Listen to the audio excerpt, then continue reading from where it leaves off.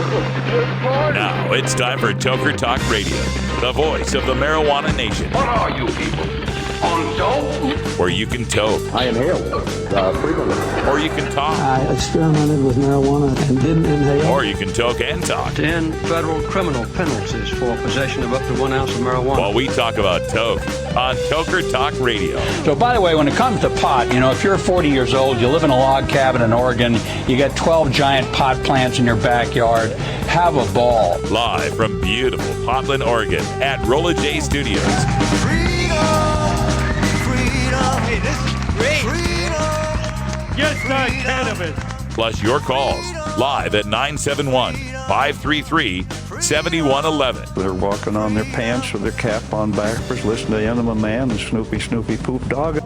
What's to keep somebody from getting all potted up on weed and then getting behind the wheel? Gateway theory doesn't work. It's a reality. Holland, is it real? Don't tease me. We're locking up people that take a couple of puffs of marijuana, and the next thing you know, they got 10 years. And now, here's your host, the guru of ganja graphics, the sultan of sativa statistics, and the worst nightmare of a reefer mad prohibitionist. A polite, perspicacious, productive pothead with a propensity for PowerPoint. Radical Russ Belville. Oh, yeah. Welcome back, everybody. Time for Toker Talk Radio. Phone lines are open at 971-533-7111. You can call in with your questions, comments, complaints, arguments, debates, suggestions. Whatever it is, we're here for you. That's what we mean by the voice of the marijuana nation. We are giving you a voice live here on CannabisRadio.com. Every weekday, 4 o'clock Pacific time, or you can call anytime. You can call 24 hours a day. Our studio line here at the Russ Belville Show is 971-533-7111. You can leave a voicemail, and if we like it, we'll play it back. And remember, we especially like callers who disagree. Please call in if you disagree.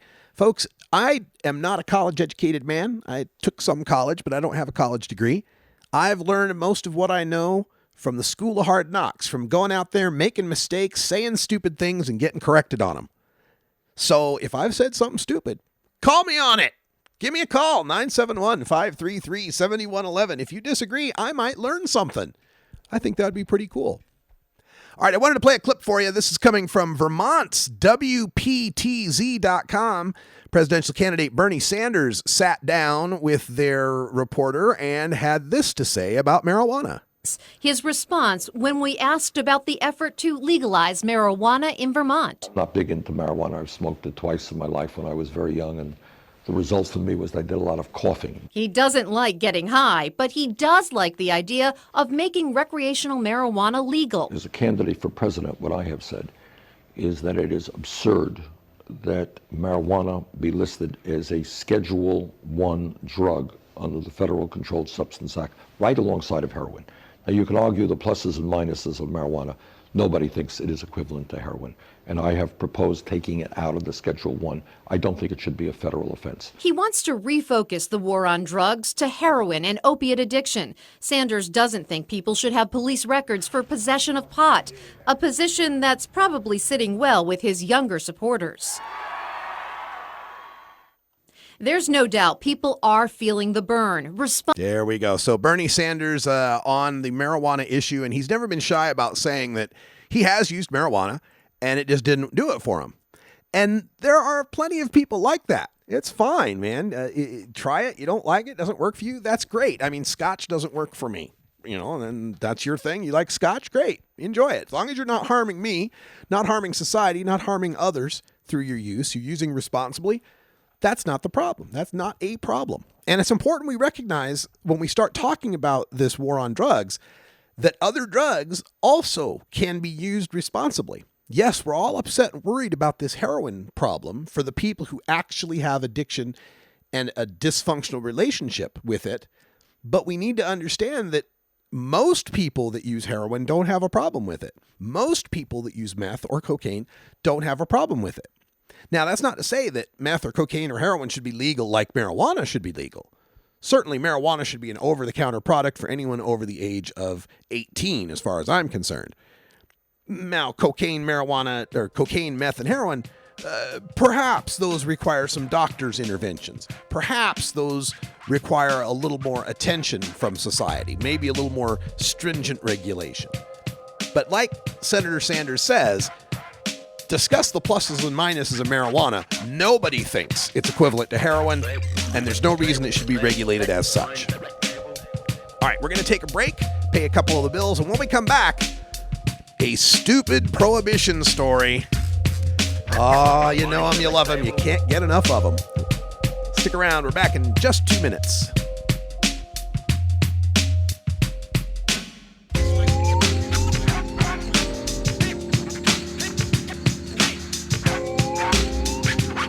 This is the Russ Belville Show on CannabisRadio.com.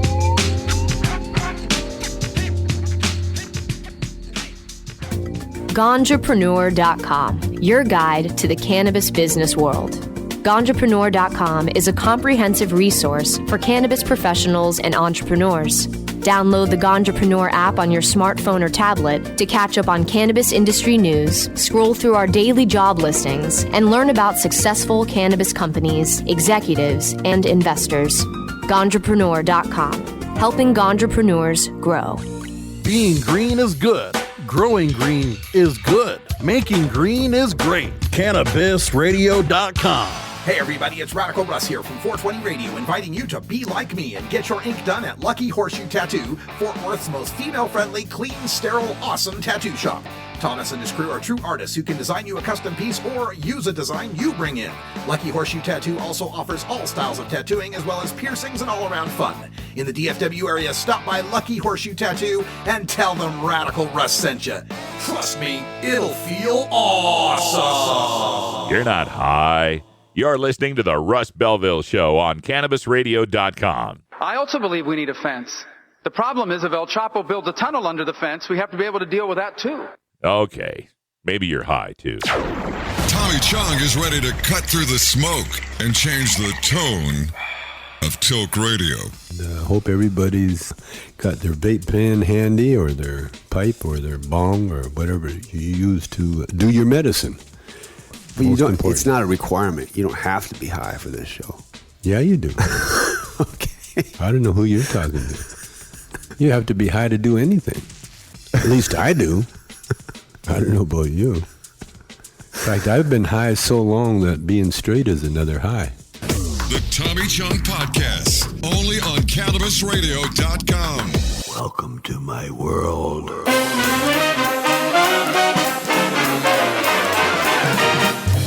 Warning, hits taken on this show are larger than they appear. Do not try this at home. These people are professionals. Or at least they pay me to say that. This is the Russ Belville Show on CannabisRadio.com. Welcome back, everybody. It's just about 9 minutes past 4 here in Boulder City, Nevada. Gonna have yourselves a good time tonight. I'm headed out to Las Vegas. Gonna go catch a Las Vegas show. Just because I'm in Las Vegas, and why the hell not? I should catch a show. We may be coming to you live from a Las Vegas dispensary on the Strip. Stay tuned for those details. If it happens, it'll happen on Wednesday. Wait a minute. Something's coming in on our flux capacitor, ladies and gentlemen. Stupid prohibition stories. As a public service, the Russ Belville Show reminds you that smoking marijuana does not make one stupid. However, some stupid people do smoke marijuana, and prohibition is always waiting for another victim. Learn your lesson from today's stupid prohibition stories. With your stupid prohibition stories, I'm old-timey 1920s radio reporter Freddie Farrak. This just in from Clark County, Washington. An Easter egg hunt was underway in a Salmon Creek neighborhood Saturday evening when a man started yelling that his roommates planned to shoot him, according to Clark County authorities. The odd events, according to the Clark County Sheriff's Office, led investigators to making a big pot bust and 3 arrests. The screaming started about 6 p.m., prompting deputies to respond. Clark County Sheriff Commander John Horse said in a news release that when deputies arrived at the residence, they found a significant amount of marijuana marijuana, an operation that was not licensed in Washington. Recreational pot is legal in Washington, but selling it from home isn't. The pot selling was done through the home, Horsch said, and investigators believe the weed was sold across the country. Detectives obtained a warrant to search the home and 4 cars. They found 45 pounds of marijuana, valued at over $202,000. Investigators also seized more than $108,000 in suspected drug profits, documents related to marijuana trafficking, and 5 cars either used as part of the operation or purchased with drug money. Detectives did not find any guns. Investigators arrested Charles Yorkovich, age 24, Joseph Sullivan, age 24, and Jordan Long, 27, all of Vancouver, on felony drug warrants. I'm Freddie Farrock with your stupid Prohibition story.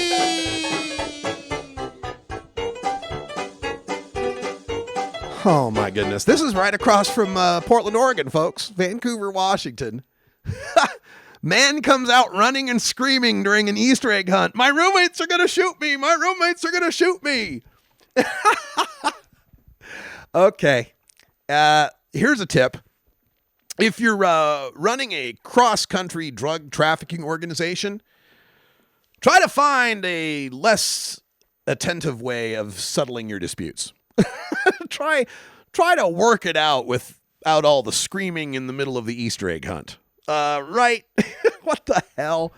All these guys, I feel bad for them, but damn, guys. Now, here's one interesting piece, though, right? You got to love it when they give you the cop's view, the prosecutor's charges, when they catch people with weed, right? Did you catch the amount they said the weed was worth? They said they seized 45 pounds of pot valued at $202,000. 45 pounds valued at $202,000. And I'm like, well, how much is that a pound, right? Well, I did the math. I did the math, folks. And that works out to about $4,500 a pound. $4,500 a pound. Now, I don't know where they're selling it to get $4,500 for a pound of weed. But that's what they come up with, $4,488 for a pound. Now, here's what the cops are doing. Cops do this to make it seem like they did a better job. They want to pump up their numbers, right? So they're not going by what these guys were selling the weed for, right? When people are dealing weed at that level, they're dealing in pounds. They're dealing in kilos, right? They're dealing in large amounts, and the buy and sell is done in a large amount. They're not selling it an eighth at a time to people. They're selling it back east for whoever's buying it per pound, and they're buying it wholesale. There's no way they're spending $4,500 a pound wholesale. But if you take that $4,488 pound and you divide it into 16 ounces, and then you divide that 16 each ounce into an eighth, now you're getting it down to $35 an eighth. Now that might be a reasonable expectation for the price somewhere, back east, 35 an eighth. But that's a little bit of trickeration, isn't it? When they try to say that, when they say it's valued at 202, that's not what those guys would have made from it. Now, when the investigators said they seized $108,000 in drug profits, the $108,000, that would be a more realistic number for what they'd get for 45 pounds of weed. About $100,000, $100,000 maybe, right? Weed selling at $2,000 a pound, that's a reasonable wholesale cost, even when we're talking about distributing it to the East or to the Midwest even. So be aware of that. When you hear these stories, whenever they give you a number, we seized X amount of weed valued at Y amount of dollars, do the math. Figure out what they're talking about, because this can be used against them in the future under legalization. There's a very famous case that came through in Colorado, and I believe it was Rob Corey was the attorney behind this. If not, I wouldn't be surprised if it was.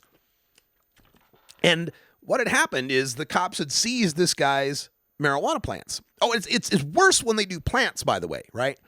When they seize weed, when they've got grass just in big old bales, right? they do that. They do the math on that badly as it is. But when they seize a plant, they'll estimate what they think that plant would have produced. And then they take that number and do the bad math with it, right? So plants always end up being like, oh, this plant's worth $5,000 because this plant would have produced a pound of weed, right? It's a damn seedling. You don't know how much it would have produced. It might have been hermaphroditic. You don't know, right? You have no idea what that would have produced, but that's what they do. They want to pump it up in the media, make it look like they're these big, marijuana cowboys taking down the big dealers. So there was a case in Colorado where they took these guys' plants, busted them, right? They took his plants and, the cops, they're not like putting them in nurseries or anything. They put them in evidence lockers. They don't water them. They don't get any light, and the plants die. So the guy ends up beating his charges. And so he goes back to the cops, could I have my plants back from the evidence locker? And they're like, well, yeah. They give him these dried up stalks that are dead, right? And the guy sues the police department, say, hey, you destroyed my property. You didn't care for my property. And the cops say, well, we're not required to care for plants. Well, BS, because now it's legal. Now it's a constitutional right in Colorado. So the attorney, when he's suing for damages, he says, you owe my client, it was like 60 grand or something, because he had 30 plants. 25 or whatever the number was, it was $5 grand a plant. And the cops come back, well, you can't, these were just little tiny seedlings. They can't be 5,000 a plant. And that's when Corey pulls out the news reports from the past. Well, let's see here in 2011, your office seized X number of plants for Y amount of dollars. And you said, and that works out to 5,000 a plant. So are plants worth less now? Well, of course they are to the cops. They're worth less when you're trying to sue them. Yeah, of course they're worth less. So he actually managed to get that to stick. The judge, said, tough nuggets, man. You guys said they were worth $5 grand 5 years ago. They got to be worth at least that now, right?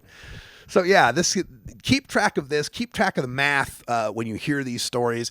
And if you are involved in the illegal side of the market, try to keep a low profile. Yeah, I feel bad for these guys. They're 24, and 27. Now, they're probably going to get some felony charges. They'll have to go through plea agreements. They'll be on probation for years, have to take P tests. They'll automatically be disqualified from working in the marijuana industry if they wanted to go legit, which apparently they didn't. But running and screaming through the kids' Easter egg hunt on the Saturday, that's definitely not good if you're a smuggler. Try to avoid those kind of stupid moves.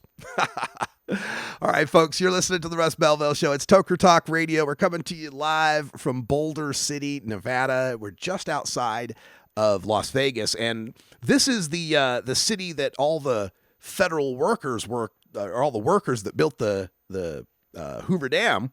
They kind of lived here, so it used to be kind of a federal thing. And now it's an incorporated city and all, but still kind of a hard-ass sort of city when it comes to marijuana, when it comes to those kind of views. So interesting being here in Boulder City. It's been kind of windy today, nice and breezy. Kind of a nice change from being in hot old Phoenix. We'll be bringing you shows here from Boulder City today and tomorrow and Wednesday. Coming up on tomorrow's show, we've got Adam Eidinger. He's the one putting on the April 2nd smokeout at the White House. That'll be happening this Saturday. Wish I could be there. Couldn't come up with enough funds to pull it off. But Adam Eidinger will join us, tell us all about the smokeout happening this Saturday. Also happening this Saturday is the Ann Arbor Hash Bash in Ann Arbor, Michigan. That goes back to the case of John Sinclair when he was busted 10 years for 2 joints. The John Lennon song, 10 for 2. This is the longest running marijuana protest in the country. Wish I could be there as well. Coming up on Wednesday's show, we've got Doug Fine joining us for our Hemp Day, Hump Day update. I'll tell you all about industrial hemp. I'll be off on Thursday, flying back to Portland, Oregon. And then on Friday, we will be joined by Matt from MedX, telling us all about his company. And if you would like to get interviewed here, if you've got a company that needs some exposure on the Russ Belville Show, make sure you reach out to me. I'm Radical Russ everywhere, radicalruss@gmail.com for email. Look at yourself before you pass judgment. It's wise news, Mr. President. Wise views. All right, it's 4:20 here. in Boulder City, Nevada. So I'm going to take our union-mandated smoke break. Although this might be the wrong office to take a union-mandated break. Stay tuned. We're back in just 2 minutes.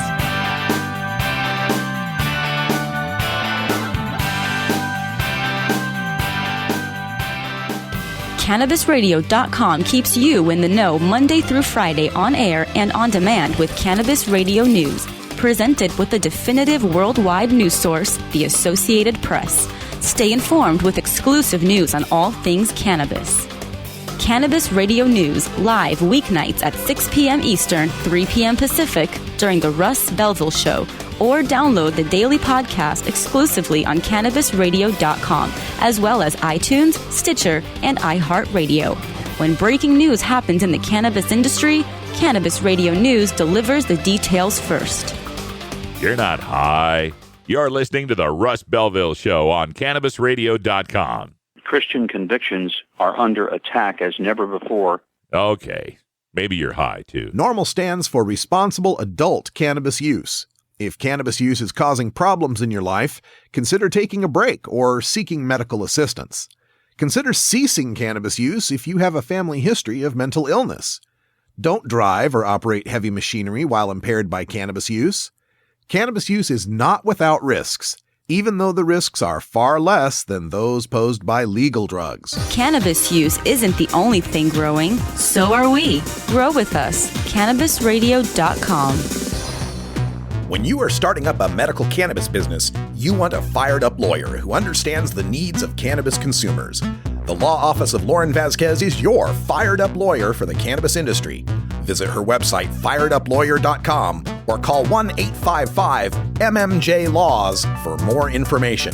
That's 855-665-5297 for Lauren Vasquez, your fired-up lawyer, or email fireduplawyer@gmail.com.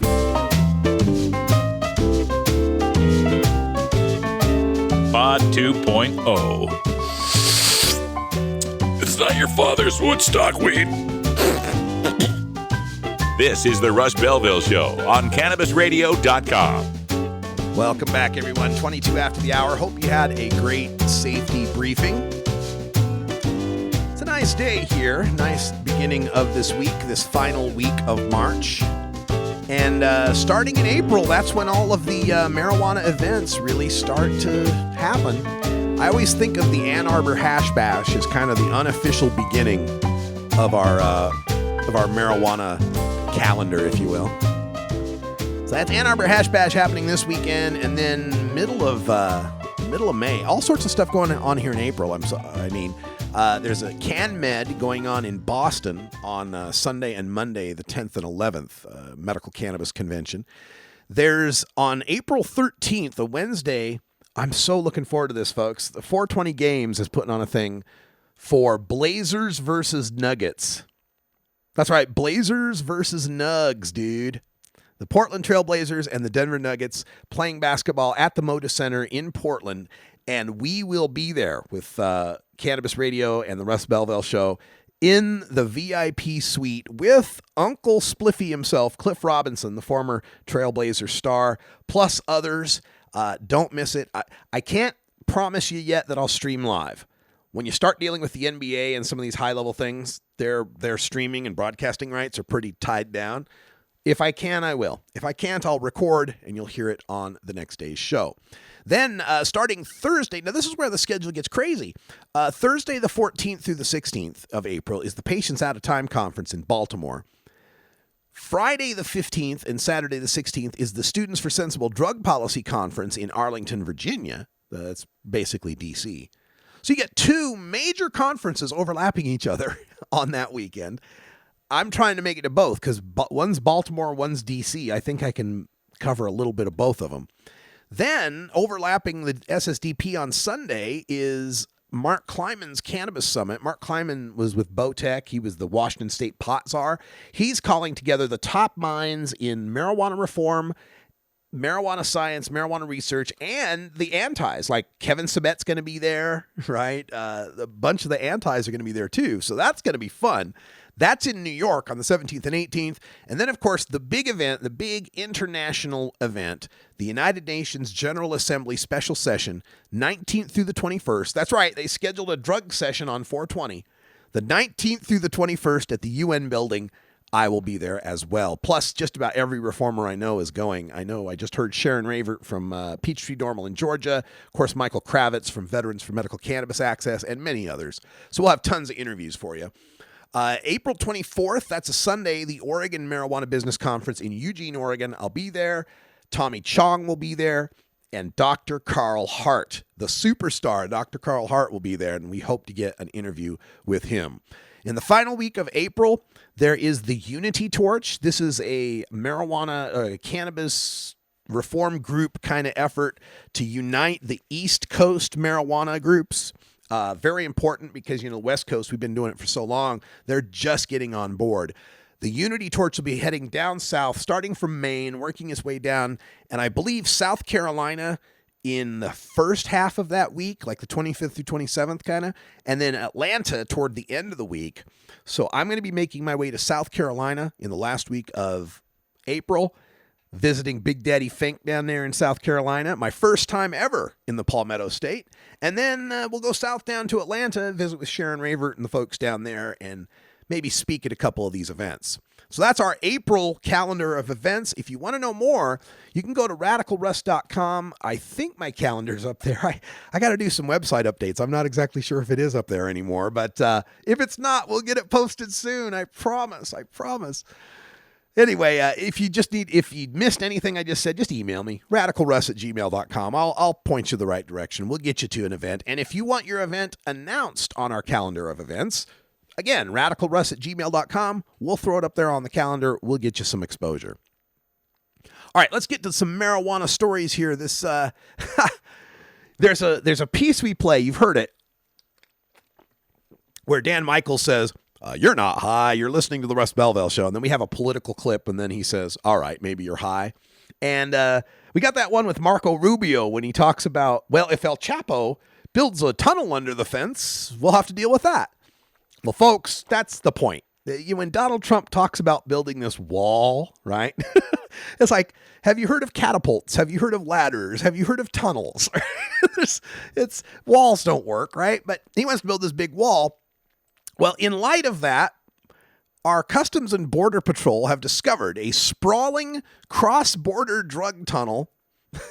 This one's going from a home in Calexico, California, and the tunnel leads to a restaurant in Mexicali, Mexico. It's the 12th tunnel they've found so far on the California-Mexico border since 2006. So we find about a tunnel a year going from California to Mexico. And they found in this tunnel 1,300 pounds of weed. And you got to understand, that's this time.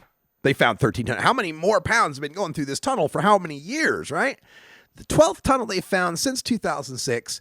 They've found more than 75 along the entire U.S.-Mexico border over the last 5 years. California and Arizona, and not all of them completed. So they found 12 of them that are fully functional tunnels. And on top of that, they found at least 75 that, partially completed. Some of them in Arizona that were completed.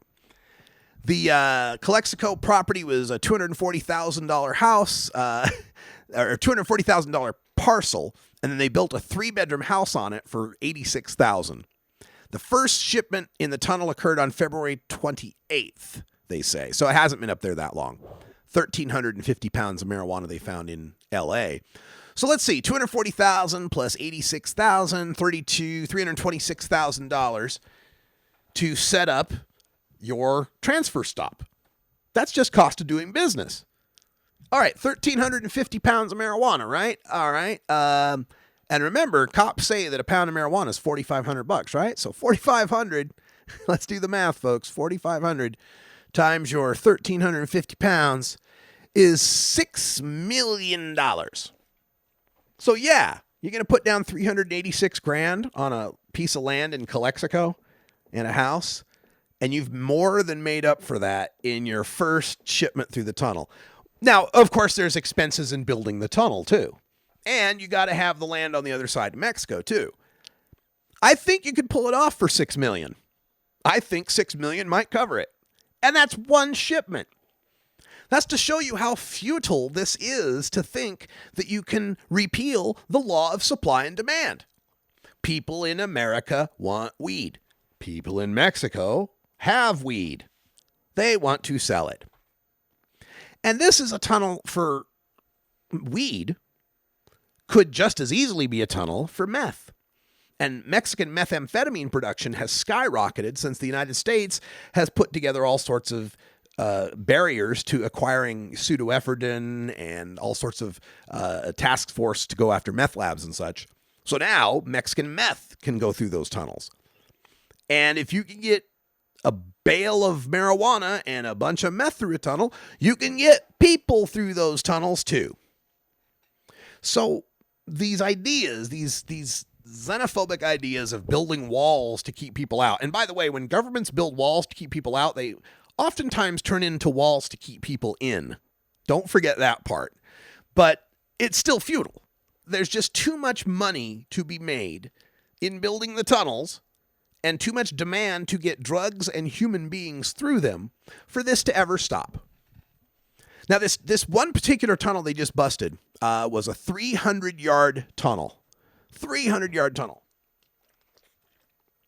Ran from the El Sarape Mexican restaurant in Mexico, 300 yards through Mexico, and then another 100 yards into the U.S., into a house in Calexico, which is a city of about 40,000 people, 120 miles east of San Diego.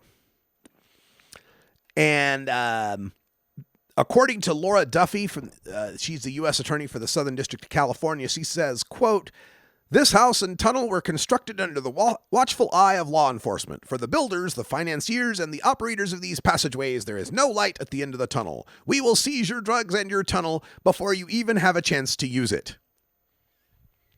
So you got that? They knew they were building the house and the tunnel. They let them build the house and the tunnel so that they could bust them for building the house and the tunnel and shipping the drugs through it. They just let it occur.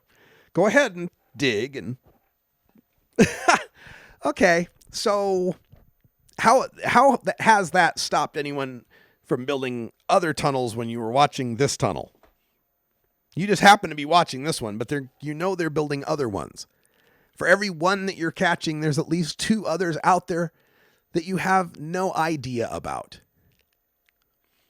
Now they're saying this is related to Sinaloa cartel. Sinaloa cartel is the murderous, torturing, beheading cartel that controls the border traffic in the Imperial Valley of California. Of course, that is your main trafficking points to Los Angeles and to Phoenix. And Sinaloa, that's the cartel El Chapo was the head of before they captured him in January. And of course, we're talking about these cartels that are literally beheading people and think nothing of pulling up a big dump truck in the middle of rush hour traffic, lifting the truck and dumping out headless bodies in rush hour in Monterey to make their point that they can't be stopped. When I continue to hear these opponents of marijuana legalization try to scare me with the specter of big marijuana, this big marijuana, it's going to become the Walmart of weed. It's going to be like Marlboro and Budweiser, and they're going to have commercials, and it's going to be big marijuana is coming. And I think, I'm not afraid of big marijuana. I'm afraid of the current big marijuana that chops people's heads off. They're big marijuana. That's who big marijuana is right now. Is the Sinaloa cartel, is El Chapo, is your street corner dealer. All levels of the people involved in the prohibition trade are the current big marijuana. They're the current big marijuana that doesn't pay taxes, that doesn't card kids, that doesn't take their disputes to court. They're the big marijuana that kills and maims and keeps the price of marijuana artificially high, artificially high enough that you can afford to buy $386,000 worth of land, put up a house, and dig a tunnel. Nobody's doing that for Dos Equis. Nobody's doing that for Patron, right? You don't see Corona and Dos Equis fighting it out in the street for turf. You don't see Patron and Jose Cuervo battling each other and chopping each other's heads off because they're legal substances, even though they're far more dangerous substances than the marijuana we're talking about. How is it in this society we figured out how to commoditize and corporatize the worst substance there is? And I'm not saying there's not problems with the way we deal with alcohol, but we found that was preferable. Even the terrible alcohol system we have now, whatever you think about it, is preferable to Al Capone. That only took us 13 years to learn. This lesson's taking us 80. It's like America's getting dumber or something. All right, we're going to take a break. We'll be right back in just 2 minutes.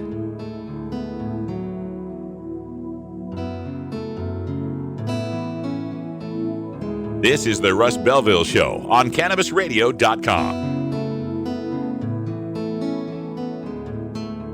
Great websites today need expert web design and development and need to be e-commerce ready and mobile friendly. But building a marketable and profitable website can be an uphill climb. Ready to make your new website or replace your existing website? Think Orange as the new way to get in the black. Orange Hill Development works with Fortune 500 companies and offer the same top quality development service at a fraction of what other providers charge. Brands like Absolute, Carlsberg, and Nestea trust Orange Hill Development. Find out why you should trust your website with Orange Hill.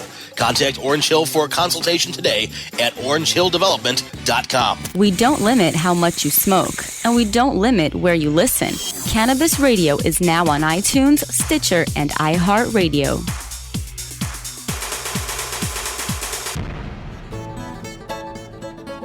New beginner guitars and banjos are often constructed much better than ones built before your time. Why struggle? Get a new instrument or fix the old one. The trusted professionals at the Fingerboard Extension will evaluate your instrument for free. Repairs are priced for people who work for a living. Stop by the Fingerboard Extension downtown Corvallis at 120 Northwest 2nd Street today or check out its inventory on the web at fingerboardextension.com. You're not high. You're listening to the Russ Belville Show on CannabisRadio.com. I do not like them, Sam. I do not like green eggs and ham. Okay. Maybe you're high, too. Tommy Chong is ready to cut through the smoke and change the tone of Tilk Radio.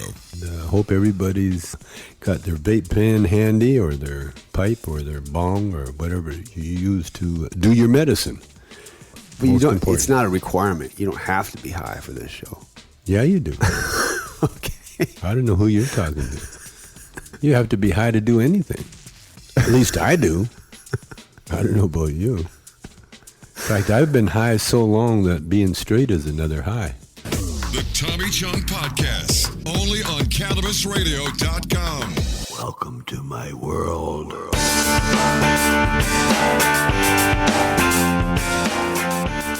I have a package here for Radical Rick. Is there a Radical Rick here? How about a Rick Russ? Any Rick Russ? Somebody named Freddie Barack has sent him a package. Anybody? What is that? Sounds like a skunk. You're tuned into the Russ Belville Show, the voice of the marijuana nation, only on CannabisRadio.com. Welcome back. 38 after the hour. Actually, 39 after the hour. And coming to you live from Boulder City, Nevada. Going to make my way into Las Vegas tonight. Going to go catch a show. I figured I deserved a show. I figured it was nice. I work hard. I do a lot of travel. I kind of took it easy on myself this time. I actually flew first class here from Phoenix. And I never, ever fly first class. I never do it. I'm always in coach, man. But this one time, I was checking in for the flight, and I had to check in a bag, right? A bag cost $25. Asked me if I want to upgrade to first class for $50. I'm like, okay, I'll spend the extra money. I'll spend the extra $25 to sit in a human-sized seat. Wow, what a difference it makes flying. I might get addicted to this. This might be my indulgence, folks. I might have to fly more first class. My goodness. drinks as often as you want them. Here, drink. Leg room, a seat you can actually sit in that's comfortable. Oh, I'm being corrupted, folks. I'm being corrupted. I don't think so. I can't afford that. I can't afford first class. This is one time. Indulge me just this one time, people. Oh my goodness. There's a great story up on Leafly that I wanted to bring up that references one of my favorite dispensaries back in Portland, Oregon, and that would be Nectar. Nectar has a few locations. I used to visit the one on Northeast Portland and Sandy Boulevard. Here they're speaking with Tyson Dieter, who's a manager at their Southwest Portland Nectar office. And this is all about cannabis scent, the odor, right? And it's a really interesting thing. It's interesting to me because I don't have much sense of smell. I'm partially nose blind, if there is such a thing, right? I can't smell very well. I blame this on white powders in the 90s, but I just don't smell very well, okay? So when I'm going to buy weed, and in Oregon, when you're buying weed, they've got it in bulk in the jars, like they do in California and Colorado. So you can just open the jar and stick your face down in there. It smells good, right? Washington, you can't do that.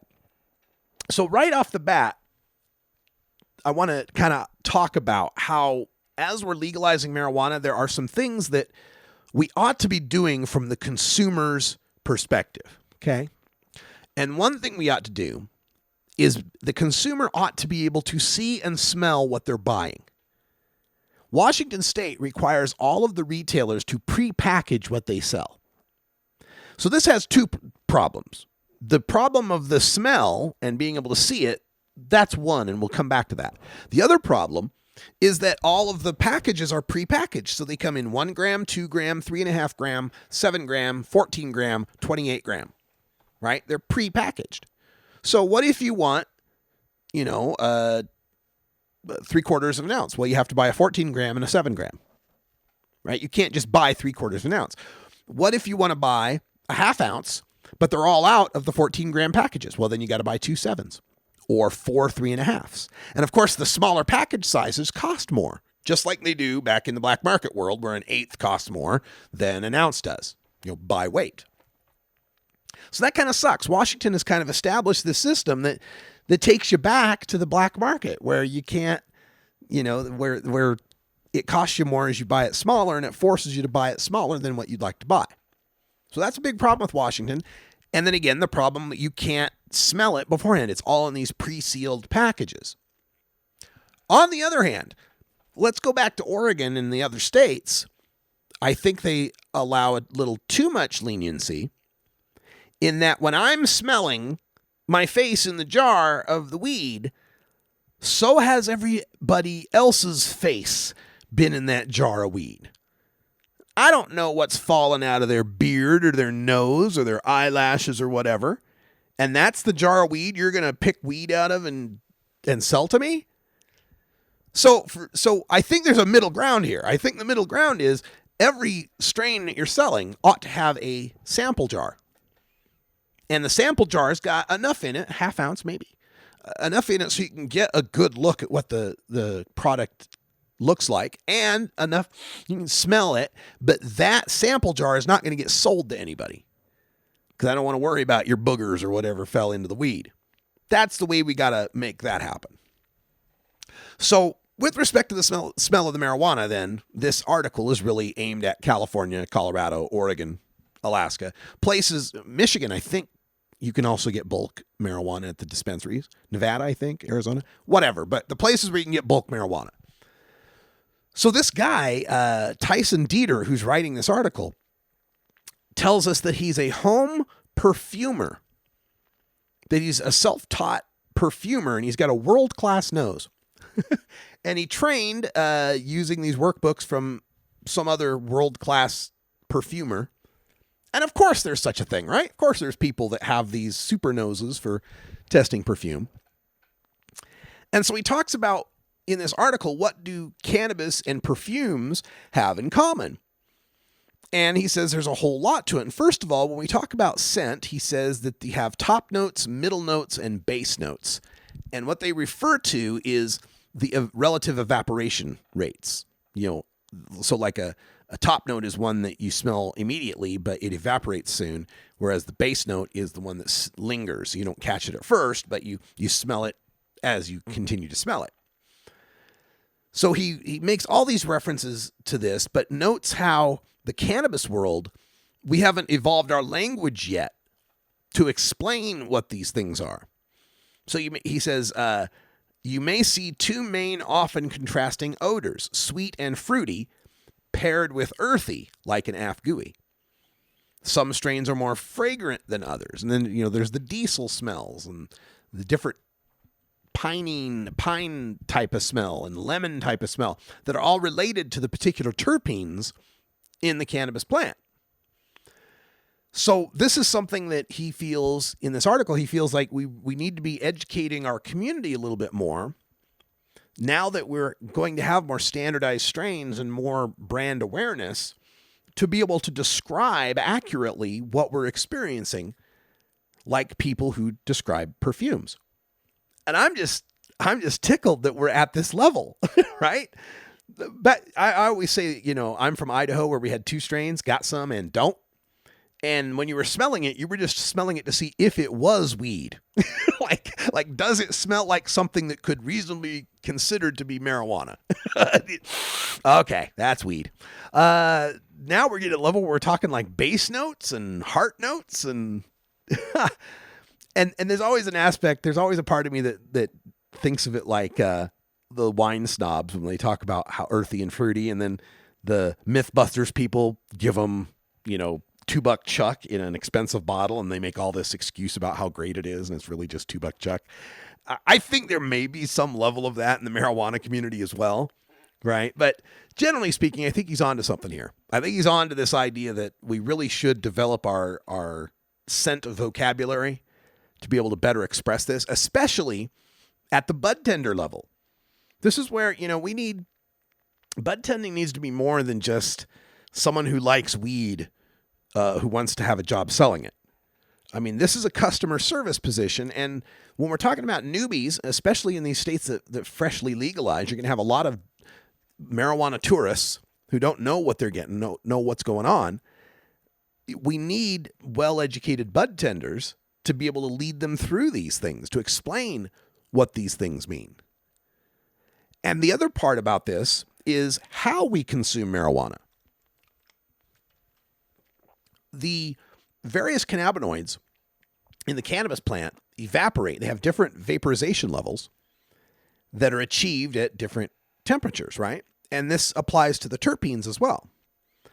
When you're flaming a bud, when you're flaming flower, that combustion level, that heat level is high enough to burn off a lot of the lower level terpenes that boil at a lower temperature. So smoking is like the least effective way of discovering this scent bouquet, this entourage of different effects from the terpenes and the cannabinoids. And this is where vaporization comes in. With vaporization, especially the higher end, spend about $250 or more, these higher end vaporizers, you can dial in the temperature. And there are guides out there. You can find them on the internet. I think some of the better books have them now that will show you what are the various vaporization points of the cannabinoids and the terpenes involved. And you can experiment. So you apply some home science to this. Take your bud, grind it up, turn your vaporizer to 295 and try some vapor off that. Compare that to what happens when you vape it at 305. You might find that you pull more of the pine terpene in, or you may pull more of the lemon terpene in. And experiment with this and find out where it works best for you, because the experience from cannabis isn't just which strain you're using, but also how you're using it. And the vaporization can give you much more variety of where you're going to dial that in to fit your needs, to fit what works for you and what sensations you like to feel and tastes you like to experience. I've dealt with tokers who've been there since the day, right? They go back to Woodstock, back to the day. who've never experienced some of these things because they were always smoking. They're always joint smokers or bong smokers or pipe smokers. You get a vaporizer in their hand, and a good one with someone who knows what they're doing and what temperatures to set it at, it can open up a whole new world of experience of cannabis that they've just have burned off. They've always burned it off. They've never gone to that area of cannabis experience.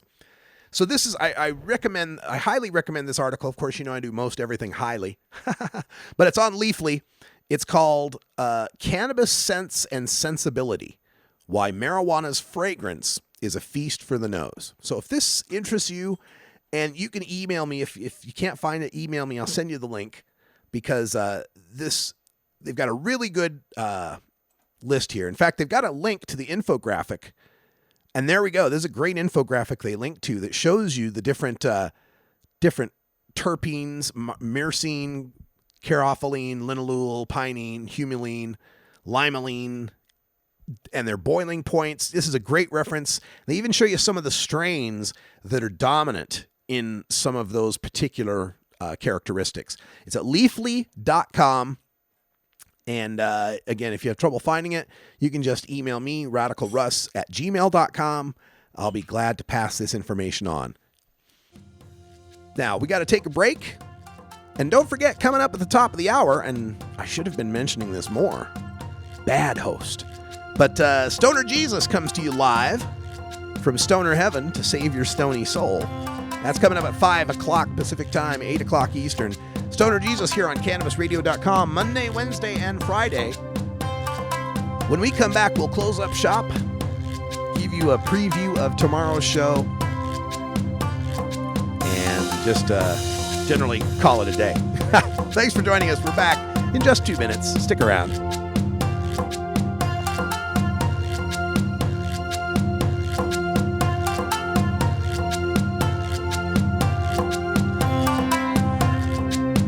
This is the Russ Belville Show on CannabisRadio.com.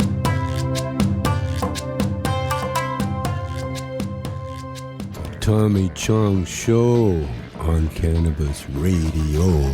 About this podcast, what I really want to do from now on is to solve world problems. I feel like my job is to calm everybody down and focus on how we can save this planet.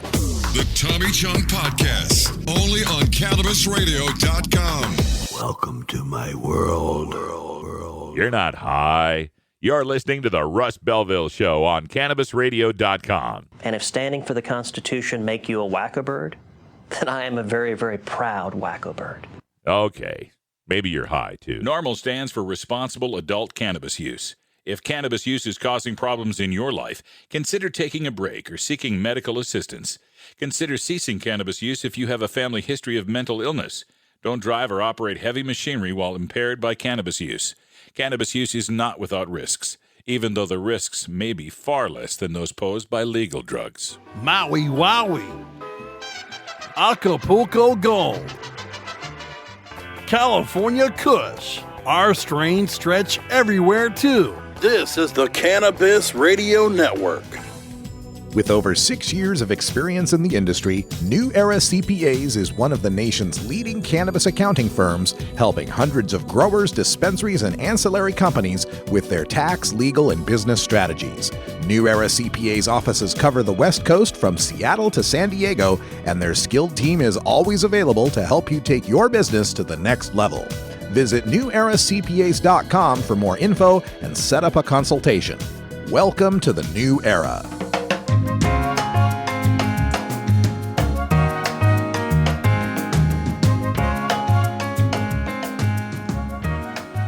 Hello, Mr. Man. Hi. I'm working. I'm sorry. No food till this is done. This is the Russ Belville Show on CannabisRadio.com. Welcome back, everybody. 54 and a half after the hour. Stoner Jesus is coming up at the top of the hour live on CannabisRadio.com, so stay tuned for that. In political news, apparently the latest bickering between Hillary Clinton and Bernie Sanders. Bernie wants to have a debate in New York State. Now, Bernie's from Brooklyn, and Hillary represented New York because, she spent like however much time there. Anyway, so she's way ahead in the polls in New York. And of course, New York has a ton of these Democratic delegates that Bernie wants to get. And Bernie knows the more people, the more exposure, the more chance he might have. So, of course, she does not want to have a debate. And the latest news is that she said she doesn't like Bernie Sanders' tone. So she doesn't want to debate because he's got the wrong tone. It's like, okay. Yeah. Or maybe you just don't want to have any more debates because you keep going down in the polls. It's just frustrating as hell. But we will watch it if there is such a debate. And if there's not, we will hope that more people get the message of the one presidential candidate out there. You know what? Let me strike that. Let me be fair. Gary Johnson's running for president on the Libertarian Party. And Gary Johnson is as pro-marijuana legalization as Bernie Sanders is. So let's be fair. We got two presidential candidates out there. And latest on that, by the way, Gary Johnson's polling in double digits against Hillary and Trump. When they do a hypothetical three-way poll, he gets like 11%. Now, the reason why this can be significant is because under the crazy-ass duopoly party rules about presidential debates, the Republicans and Democrats control these things. In order to keep the third parties out of these debates, they make this arbitrary rule that you got to get 15% in X number of polls or better to be considered a reasonable candidate to dare to be up there with the Republican and the Democrat. Well, he's getting 11%. So he gets a few more of these, get that up in the 15% range. We could actually have a Libertarian, a Republican, and a Democrat up on the stage. And I would pay good money to see that. That would be so much fun. It's about time we had more than just, this side and that side of the same coin up on the stage. Get somebody with some real different points of view. And you know me, I don't agree with Gary Johnson on all issues, right? We got our disagreements.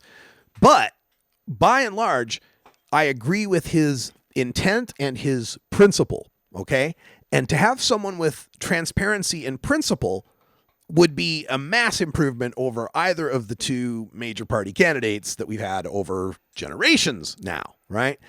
Like, I may disagree with some of the things that Gary Johnson thinks, but I know he came to those decisions through rational thought, not because he was paid to think those things by some corporation or some entity that wants to get something out of him. That's what I think people are yearning for. And I think why Gary Johnson's going to take off. I think a lot of the reason people flock to Bernie Sanders is they don't agree with everything he says either, but they believe that he believes it, that it's not bought and paid for by the political system. This is the change election this year. People are into, we want to change the system. And that's why the Trump people are all upset. That's why the Bernie people are upset, just from different perspectives. But they're upset about the same thing, a bought and paid for system that doesn't work for the people. You know me, I got on my political stump again. Thanks for listening, though. We got to call it a day. Stoner Jesus is up next. I'm Radical Russ for everyone here at CannabisRadio.com. Take care of each other, tokers. We'll see you tomorrow.